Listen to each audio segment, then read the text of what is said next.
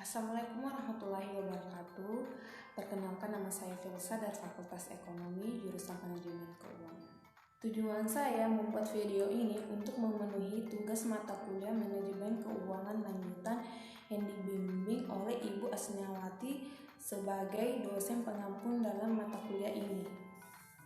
Adapun materi yang saya akan jelaskan yaitu mengenai struktur modal. Struktur modal adalah pembelanjaan jangka panjang suatu perusahaan yang diukur dengan perbandingan antara utang jangka panjang dengan modal sendiri. Pengertian lain struktur modal adalah perimbangan atau perbandingan antara modal asing dan modal sendiri. Modal asing diartikan dalam hal ini adalah hutang baik jangka panjang maupun dalam jangka pendek. Sedangkan modal sendiri bisa terbagi atas laba ditahan dan bisa juga dengan penyertaan kepemilikan perusahaan. Struktur modal yang optimal adalah struktur modal yang mengoptimalkan keseimbangan antara risiko dan pengembalian sehingga memaksimumkan harga saham. Struktur modal diperlukan untuk meningkatkan nilai perusahaan karena penetapan struktur modal dalam kebijakan pendanaan perusahaan menentukan profitabilitas dan posisi perusahaan.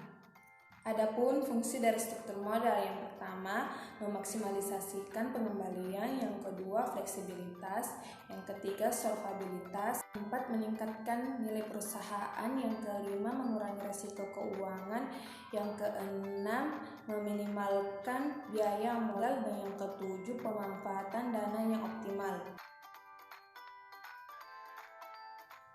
Untuk mengukur struktur modal tersebut, maka kita dapat menggunakan beberapa teori yang menjelaskan tentang struktur modal suatu perusahaan. Yang pertama, teori pendekatan laba bersih. Yang kedua, teori pendekatan tradisional. Yang ketiga, teori pendekatan MM atau Modigliani dan Miller. Yang keempat ada teori trade-off. Yang kelima ada teori pecking order. Yang keenam ada teori asimetri dan signal. Yang ketujuh ada teori keagenan. Teori pendekatan laba operasi bersih. Dalam pendekatan ini menggunakan asumsi bahwa investor memiliki reaksi yang berbeda terhadap penggunaan utang perusahaan. Pendekatan ini melihat bahwa biaya modal rata-rata berimbang dan bersifat konstan, berapapun tingkat utang yang digunakan oleh perusahaan. Artinya, apabila perusahaan menggunakan utang yang lebih besar, maka pemilik saham akan memperoleh laba semakin kecil. Oleh karena itu, tingkat keuntungan yang diisyaratkan oleh pemilik modal sendiri akan meningkat sebagai risiko perusahaan. Akibatnya, biaya modal rata-rata terimbang akan berubah. 2. Teori pendekatan tradisional. Pendekatan tradisional berpendapat akan adanya struktur modal yang optimal. Artinya, struktur modal memiliki pengaruh terhadap nilai perusahaan, di mana struktur modal dapat berubah-ubah agar bisa diperoleh nilai perusahaan yang optimal. 3. Teori pendekatan Modigliani dan Miller. Dalam teori ini mengatakan bahwa struktur modal tidak mempengaruhi perusahaan.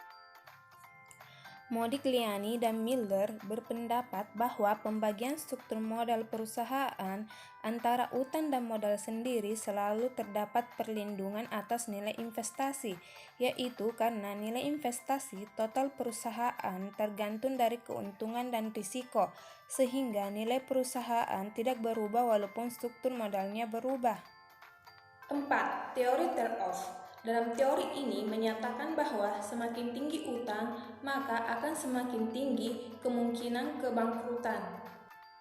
Menurut trade-off teori yang diungkapkan oleh Myers, pada tahun 2001, perusahaan akan berhutang sampai pada tingkat hutang tertentu, di mana penghematan pajak dari tambahan utang sama dengan biaya kesulitan keuangan.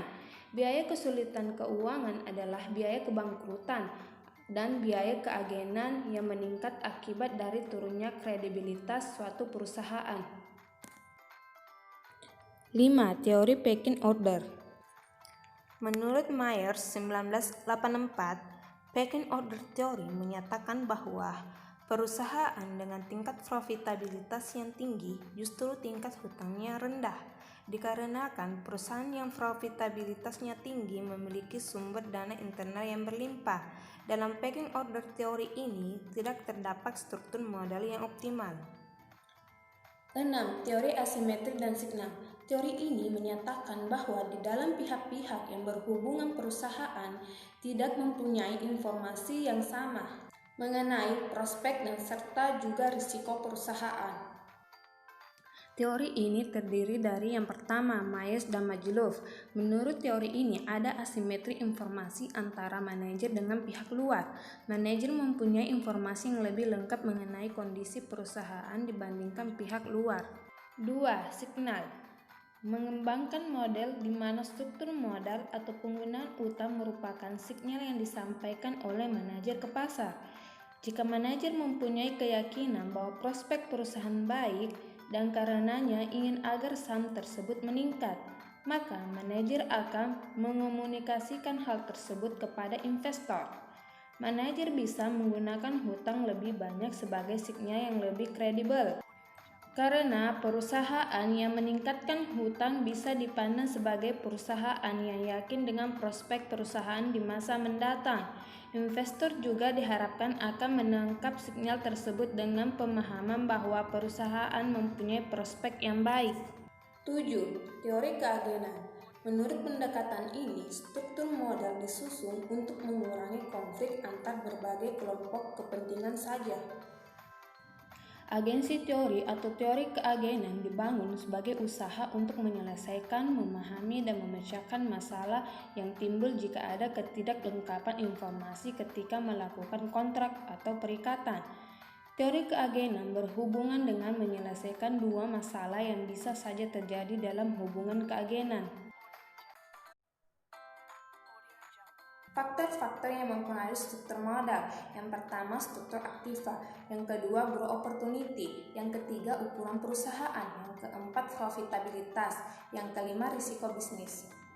Struktur aktiva adalah perimbangan atau perbandingan antara aset tetap dan total aset.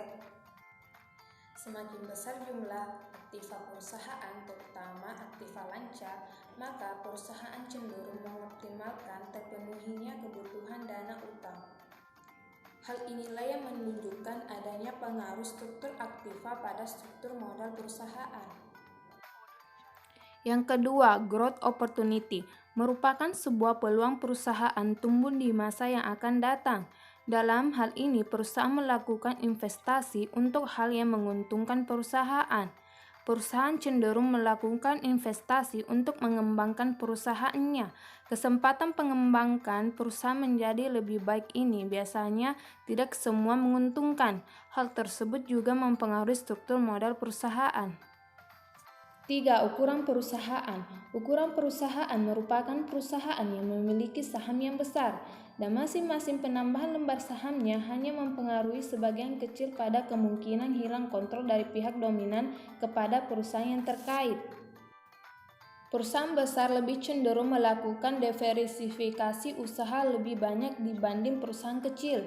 Hal inilah yang membuat perusahaan kecil lebih rentan bangkrut sedangkan perusahaan besar lebih siap menghadapi krisis karena memiliki ukuran perusahaan yang lebih besar. 4. Profitabilitas. Perusahaan dengan profit yang tinggi pasti mempunyai dana internal lebih banyak dibanding dengan profit rendah. Dengan begini, perusahaan yang memiliki profit tinggi akan memiliki hutang yang lebih rendah karena memiliki dana internal yang cukup. Hal inilah yang mempengaruhi struktur modal perusahaan. 5. Risiko bisnis. Risiko bisnis adalah penggambaran ketidakpastian yang dihadapi perusahaan dalam melakukan aktivitas bisnisnya. Risiko bisnis bisa menjadi salah satu alasan kenapa perusahaan mengalami kesulitan untuk pendanaan eksternalnya. Hal ini berpengaruh kepada leverage perusahaan. Baiklah, terima kasih untuk teman-teman yang sudah menonton video ini sampai akhir. Semoga bermanfaat. Sekian dari penjelasan saya. Wassalamualaikum warahmatullahi wabarakatuh.